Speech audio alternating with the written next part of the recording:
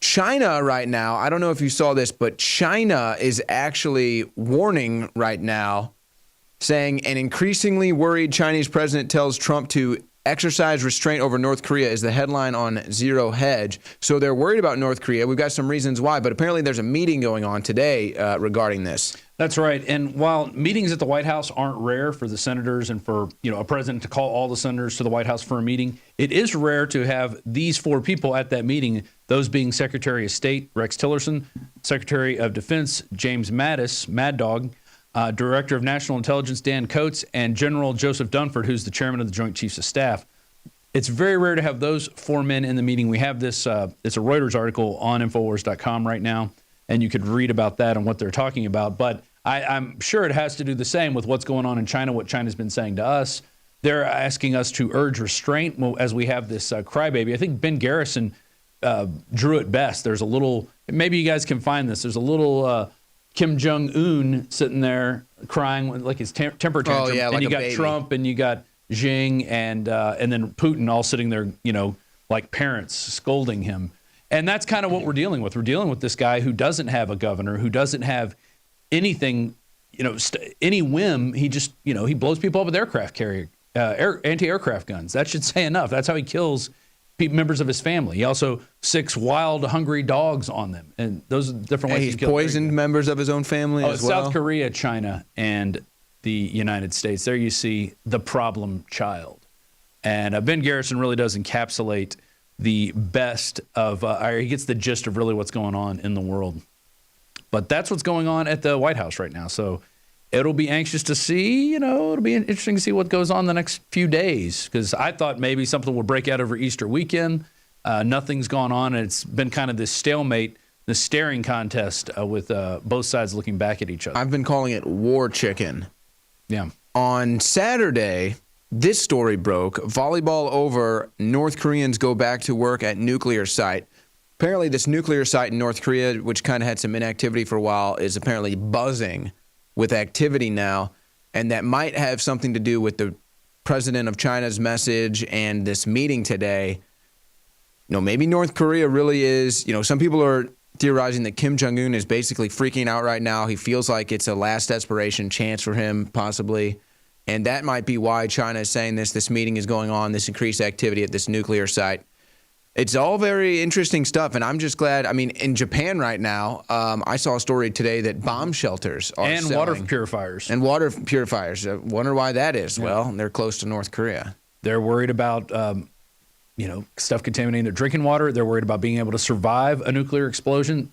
One of the only countries, we've launched test nuclear bombs and so is Russia, and China, I'm sure, has done their own nuclear testing, but they're the only country thus far who's been hit with a nuclear weapon. So they're very serious when it comes to preparedness. And, especially if you're living in one of these coastal areas, you better have those items, plus also an evacuation plan ready in case there is another tsunami like we saw back in 2012, I believe.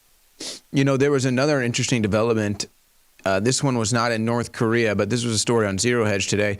Bomb attack hits secretive U.S. base in Afghanistan as Mattis makes surprise visit to Kabul. So this bomb goes off. Apparently, it was a car bomb that was at the gates of the U.S. base out there. And that's really all that they know so far, at least when this story was last updated. I haven't seen or heard too much else. But there's a lot developing right now, Rob, as far as these war games are being concerned. I mean, there's all these missile tests, Russia flying aircraft, the United States flying aircraft, submarines, threats. Kim Jong-un also said great war is coming. I mean, these are all some serious things, and it's amazing to me, actually. I mean, honestly, if we want to really get down to it, I think the amazing thing to me is that there's still people out there that just have just no clue. This doesn't seem to bother them. Right. That's what I'm saying. How does this not bother you? I mean, okay, we can all – it's not like I have to sit here and be miserable and just have my head down all day, but it's like, I mean, this is our future. This is our planet. Well, end of last week, over the weekend, they had these power outages in L.A., New York, and San Francisco. And what it was part of was a nuclear testing, speaking in North Korea, of what would happen, I think, if these big cities got hit with an electromagnetic pulse and the power went out. But it was part of Operation Gotham Shield, and we have a report from John Bound that I want you guys to get ready. We'll go to in 1 second. That talks about what's going on here? You said that the Japanese are making preparations. Well, I'm sure the Chinese are making preparations. I'm sure the South Koreans are. They probably are ingrained with all the preparations they have to make, because they have about 20 minutes to get underground before anything happens if they're going to have any hope of survival. But here's Zero Hedge was saying it could have been a geomagnetic storm. There's a bunch of different theories out there. There's the part of the Gotham Shield. There's the geomagnetic storm. There's also a theory that this could have been some other form of a hack with the recent CIA Vault 7 leaks because of WikiLeaks. Some people might know how to compromise some of these systems, get inside, and then hack the power grid. So there's a bunch of different theories out there. I know John Bound has one of his own. Yeah, so let's go to this report now. I got an email this morning, people saying, oh, you guys aren't covering Operation Gotham Shield. I think we had an article on it over the weekend. Alex did a video on it over the weekend. Infowars.com was the first place I saw any stories on it. So it's amazing. I think it's because we put up so much news so quickly. Sometimes things roll off the front part of the page and you have to do a little digging. And we have so much content that if you don't listen to all of it, you're going to miss it. Obviously. Yeah, so Gotham Shield is that U.S. to simulate a nuke blast over Manhattan as actual war nears. So our country is preparing this, and here's John Bound with that report. I'm not gonna sit here and take it anymore. I continue to be much more concerned when it comes to our security with the prospect of a nuclear weapon going off in Manhattan. Power outages in San Francisco, New York, Frankfurt, Kentucky, and Los Angeles. Coincidence, or were they part of the drill known as Operation Gotham Shield that will finally commence between April 24th and April 26th? Basically, a simulation drill, and not the actual detonation of nuclear weapons, will be underway. SHTF plan writes, during this exercise, 4 nuclear devices, 2 of which are rendered safe during the U.S. Department of Defense Vital Archer exercise, and 1 successful 10-kiloton detonation in the New York City, New Jersey area, along with 1 smaller detonation on the U.S.-Canadian border, are to take place. Among the organizations involved are the U.S. Department of Energy, the U.S. Department of Defense, U.S. Domestic Nuclear Detection Office, the FBI, FEMA, Northcom, State of New Jersey Office of Emergency Management, the State of New York Office of Emergency Management, and the City of New York Office of Emergency Management. Of course, when an undertaking of this magnitude occurs, caution dictates that we are again reminded of the outcome of previous government agency drills held days before and sometimes the day of that mirror actual world-changing tragedies. Nobody in our government, at least, and I don't think the prior government that could envision flying airplanes into buildings on such a massive scale. But that turns out not to be true.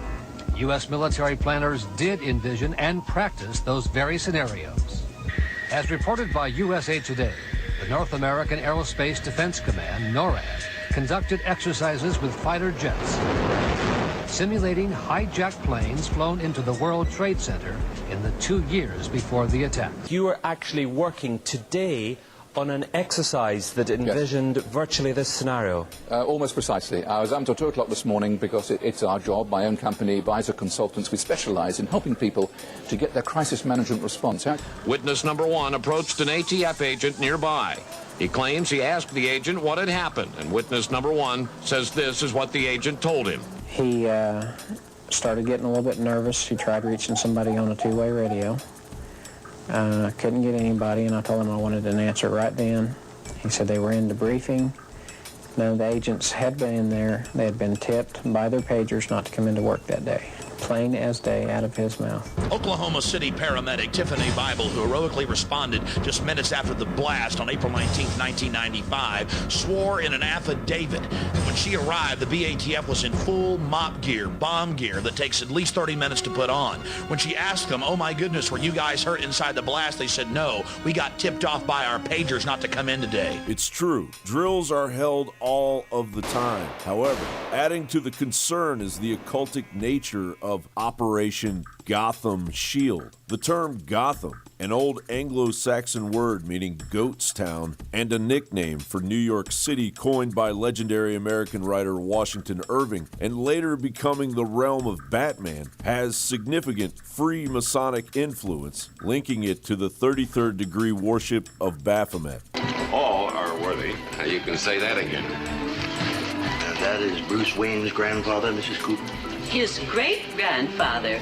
I understand he was tapped for Skull and Bones. Tapped for it? Sir, he founded Skull and Bones.